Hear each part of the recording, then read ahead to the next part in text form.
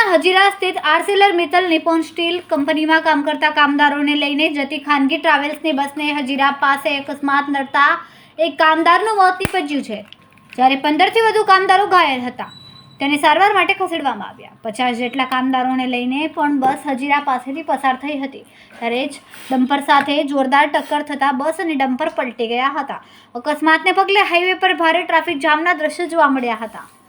સુરતના હજીરા પાસે ડમ્પર અને બસ વચ્ચે જે અકસ્માત સર્જાયો તેમાં જીવ અદ્ધર કરી દેતા સીસીટીવી સામે આવ્યા છે.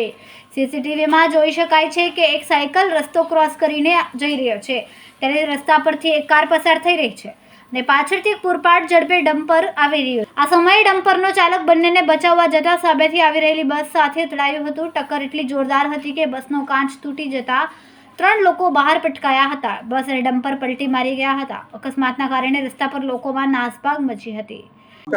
मेरा नाम दिलीप प्रसाद है। दिलीप भाई, क्या घटना बनी थी और कितने बजे बनी? 8 बजे करीब में हुआ है। ये कितने लोग थे आप लोग? 40-50 लोग करीब थे। क्या हुआ था? कहाँ जा रहे थे? हम लोग ड्यूटी के लिए जा रहे थे। फिर क्या हुआ?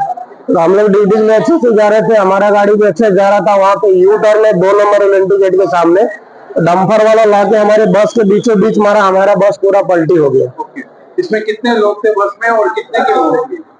मौत तो अभी इधर मालूम पड़े एक आदमी का हुआ है बस, और एक आदमी और बाकी आदमी का पैर टूटा, हाथ टूटा है। बाकी सबको थोड़ा बहुत सबको इंजरी आया है। अंदाजे बस में कितने 50-60 लोग होंगे? नहीं, 40-50 आदमी सबको लगा? सबको लगा है। थोड़ा बहुत कुछ आदमी ज्यादा सीरियस भी है।